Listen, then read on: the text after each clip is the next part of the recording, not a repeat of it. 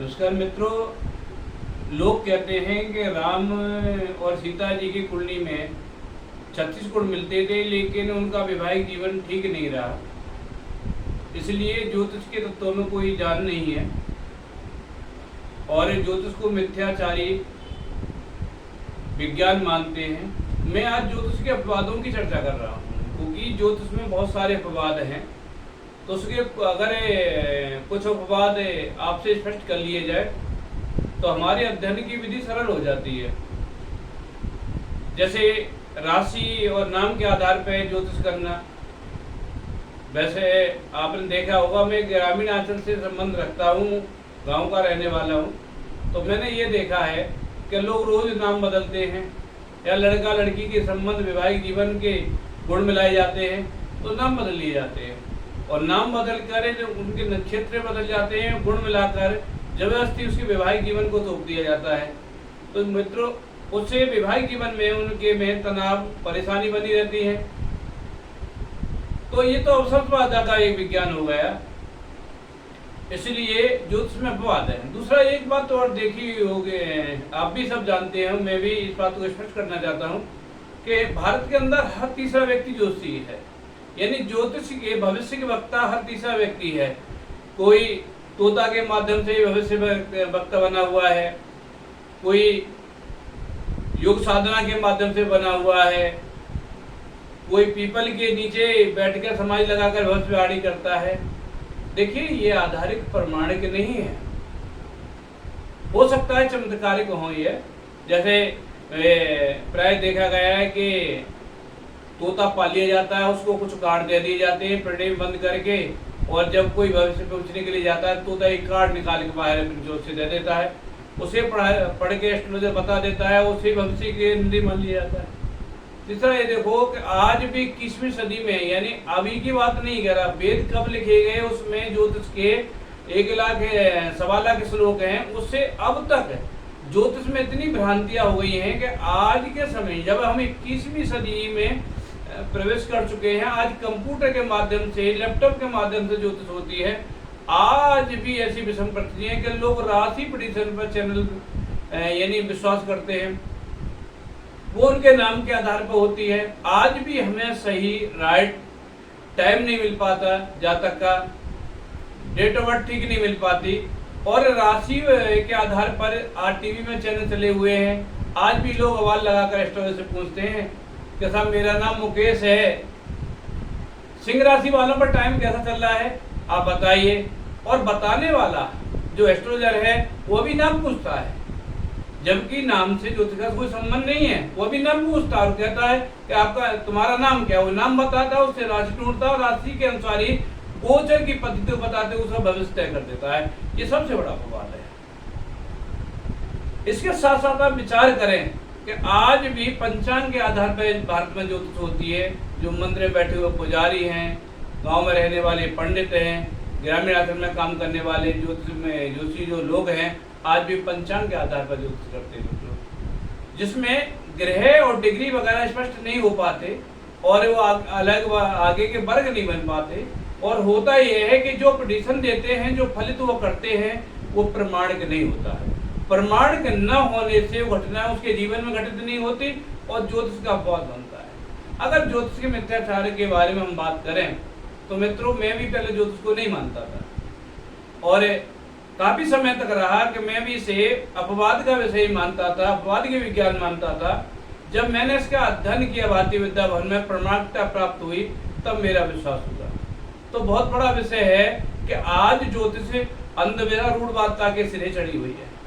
एक बात और है कि ज्योतिष को हिंदुओं के विज्ञान समझा जाता है, इसलिए बहुत बड़ा मुसलमानों का टपका या अन्य धर्मों के संबंध रखने वाले जो लोग हैं, वो ज्योतिष पर विश्वास नहीं करते। उनका मानना यह है कि ज्योतिष हिंदुओं की शिक्षा है, हिंदुओं की रीति है, हिंदुओं की व्यवस्था है, जबकि ज्योतिष के अंदर ताजिक जो ग्रंथ हैं इस्लामों के द्वारा लिखे गए हैं, मुसलमानों के द्वारा उन पर काम किया गया है।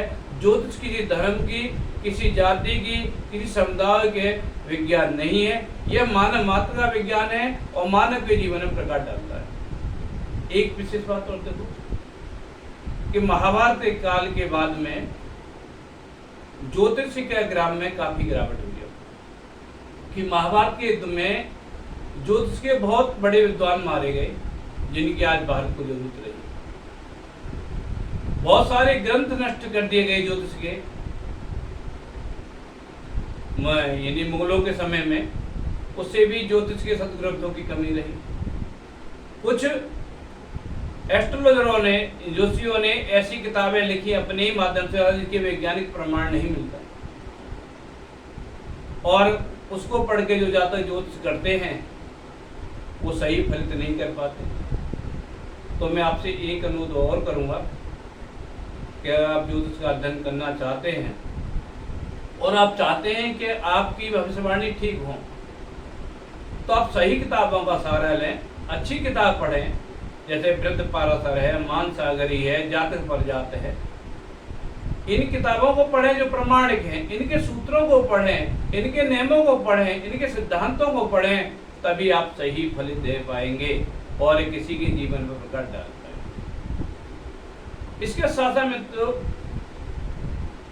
ज्योतिष परंपरा रूढ़वादिता से बंधा हुआ एक विषय, जिसका विवेचन, जिसका विस्तार होता ही जा रहा है। आज के समय में होता यह है कि ज्योतिषी के अनुसार कोई नहीं चलना चाहता, एस्ट्रोलॉजी समय के अनुसार नहीं चलना चाहता, लेकिन समय को अपने अनुसार चलाना चाहता है, यानी ज्योतिष को अपने अनुसार चलाना चाहता है। होता यह है हर किसी घर में लैपटॉप है, मोबाइल है और कंप्यूटर है, तो जब कुंडली मिलाने का जब विषय होता है तो वहाँ पर गुण मिला लिए जाते हैं, और गुण मिलाना एक सफलता का विषय नहीं है, और खुद ही निर्णय ले लिए जाते हैं। उसके बाद में एस्ट्रोलॉजर से खुद निर्णय लेने के बाद में विचार परामर्श ली जाती है कि सब क्या किया जाए, जबकि होना यह चाहिए कि पहले ज्योतिषी से, एस्ट्रोलॉजर से निर्णय कराया जाए कि ये मैच वैवाहिक संबंध बनता है या नहीं बनता है, ये हमें हमारे रास्ता ठीक है नहीं है, इस पर सफल हो पाएंगे नहीं हो पाएंगे, उसके बाद आगे कदम बढ़ाए जाए। लेकिन इसके विपरीत होता है, पहले हम चल पड़ते हैं उस गलत राह पर, फिर एस्ट्रोलॉजर का सहारा लेते हैं और हमारे हाथ में असफलता लगती है। इसके बाद एक विषय और है जिस पर मैं चर्चा करना चाहता हूँ आज, कि ज्योतिष आपके कर्म फल को दर्शाता है। कर्म के प्रभाव को टालना एक कठिन विषय ही नहीं, नामुमकिन है। कुछ विषयों में तो एस्ट्रोलॉजर जाकर सफल हो जाते हैं अपने प्रयासों के द्वारा, तो उनके उपाय, रेमेडी से सफलता मिल पाती है। लेकिन कुछ क्षेत्र ऐसे होते हैं कि एस्ट्रोलॉजर जाकर प्रयास करने के बाद भी सफल नहीं हो पाता और हमें निराशा हासिल होती है। सपोज करिए किसकी मार्केस की दशा है और प्रबल मार्केस है, या जिस ग्रह का भी मार्केस है, उसे आगे चर्चा करूंगा। तो जिस जातक की कुंडली मार्केस बना हुआ है उसी को सावधान रहना पड़ेगा इतने समय तक मार्केस बना हुआ है। अगर वो सावधान नहीं रहेगा तो दुर्घटना होने की पूरी संभावना बनी रहेगी। इसलिए इतना समय जितना एस्ट्रोलॉजर ने बताया या उसी कुंडली में मार्केस है, उसे सावधानी पूरी बताना चाहिए। यही सबसे बड़ी रिमेडी। मित्रों, आप समय से लड़ नहीं सकते, समय के अनुसार चल सकते हैं। इसलिए आप समय को जानें और समय के अनुसार चलें, समय को अपने अनुसार नहीं चलाएं। तो इस रूढ़वादिता से बिल्कुल अलग रहें कि समय आपका अनुसरण करेगा, समय आपके अनुसार चलेगा।